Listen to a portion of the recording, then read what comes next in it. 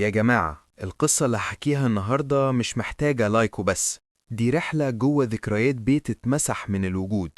قصر عائلة الجرحي اللي في أطراف الفيوم.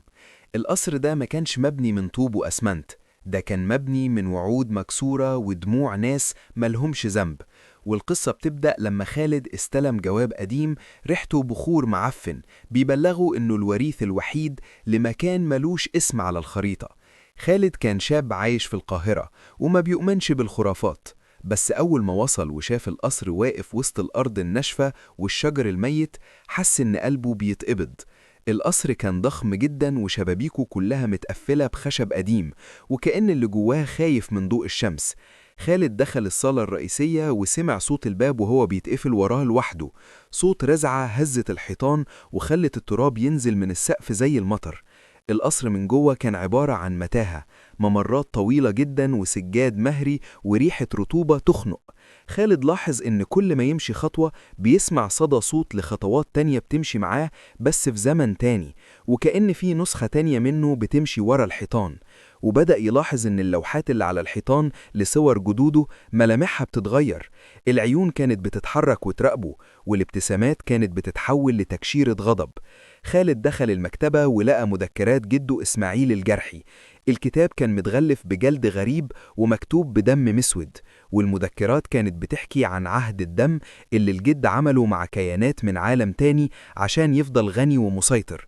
التمن كان إن كل جيل لازم يسيب قربان جوه القصر، والروح دي بتفضل محبوسة جوه الحيطان للأبد. خالد بدأ يسمع صوت همس جاي من ورا باب الغرفة اللي في آخر الممر، صوت طفلة بتنادي باسمه: خالد، تعال نلعب. وائل قرب ببطء وهو ماسك الكشاف، لقى الغرفة مليانة عرايس خشب قديمة، عرايس عيونها بتلمع في الضلمة. وفجأة العرايس بدأت تتحرك وبدأت الخيوط اللي متعلقة فيها تتشد للسقف، وكأن في إيد مخفية هي اللي بتحركها. وفي اللحظة دي خالد لمح خيال عمه عزت اللي اختفى من 20 سنة. عمه كان واقف في ركن الأوضة بس ما كانش ليه ملامح، كان عبارة عن دخان اسود وبيشاور لخالد انه يهرب. ولو انت مكمل معايا الرحلة الطويلة دي وعايز تعرف خالد شاف ايه لما نزل السرداب، فانزل دلوقتي حالا، اخبط اللايك المتين واشترك في القناة وفعل الجرس عشان احنا لسه بنقول يا هادي والتقيل كله جاي ورا. المهم ان خالد نزل السلم اللي بيودي للسرداب.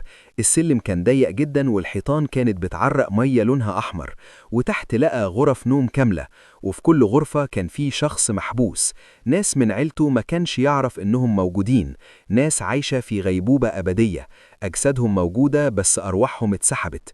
خالد لقى جده اسماعيل قاعد في نص السرداب على كرسي هزاز.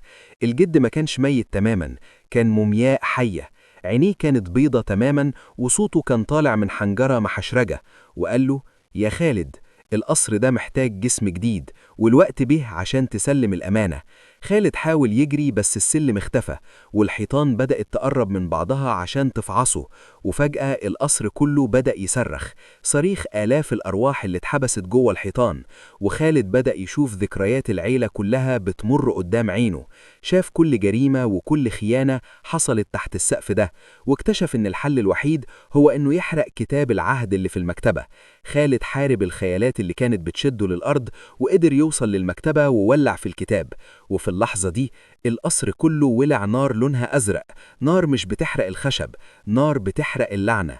خالد خرج من القصر وهو بيزحف وبص وراه، لقى القصر بيختفي وكأنه ما كانش موجود. بس المفاجأة إن خالد لما رجع بيته وبص في المراية ما لقاش صورته، لقى صورة جده إسماعيل وهو بيضحك له، وكأن اللعنة ما سكنتش القصر، اللعنة سكنت في دم خالد نفسه. والقصة دي بتعلمنا إن في ديون بتدفعها الأجيال من غير ما تعرف، والورث ساعات بيكون لعنة مش رزق. اكتب لي في الكومنتات لو مكانه كنت هتفتح باب السرداب ولا هتجروا من أول لحظة. الحكاية لسه فيها أسرار كتير ومحدش هيعرف ينام الليلة دي بعد اللي سمعه.